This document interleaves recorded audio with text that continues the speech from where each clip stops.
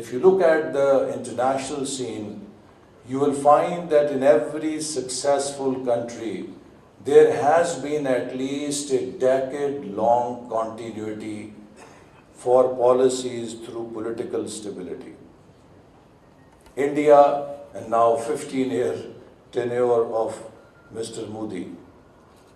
Bangladesh benefited from a 15-year-long track or tenure of Mr. In Malaysia, in its transformative period, it was 22 years of Dr. Mahathir's government that provided 2 decades of continuity. And likewise, Singapore, Korea, China, Turkey, take any country. So unfortunately, in 75 years, Pakistan has not been very fortunate in having stability. And I always say, and I keep repeating, that for any country to develop, there are 4 prerequisites: peace, stability, continuity of policy for a decade, and a continuous commitment to reforms, to change. And if these 4 ingredients are not there, no matter how good your intentions are, nothing will take place. So it is about time, and I hope that we have learned our lessons, and the 5 E's agenda, which is a national economic transformation plan that seeks to set up a socio-economic foundation for Pakistan that will enable Pakistan to become, inshallah, a $1 trillion economy by 2035. We hope that political instability will not come in its way, and we will be able to, inshallah, achieve our goals. And the 5 E's, as very rightly mentioned, completely align with the objectives of this conference. Pakistan has great challenge. We are facing extreme pressure of resources. I am a planning minister who has to fight or knock off mountains of poverty, unemployment, underdevelopment, but I have no resources at my hand because we are under very tight fiscal IMF program.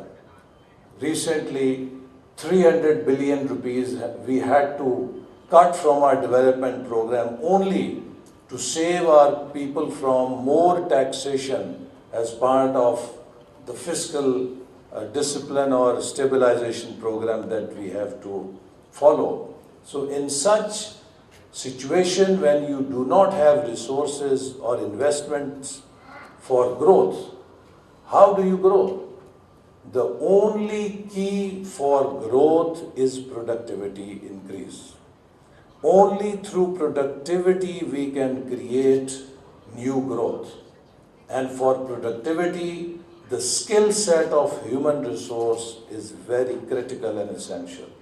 So therefore, the investing in developing the skill set of our youth, skill set of our workforce is of paramount importance in our growth strategy, because through this we can enhance our productivity, and through productivity we can generate extra growth for which we don't have investments to make, because as I said, without investments, this is the only alternative that we can follow.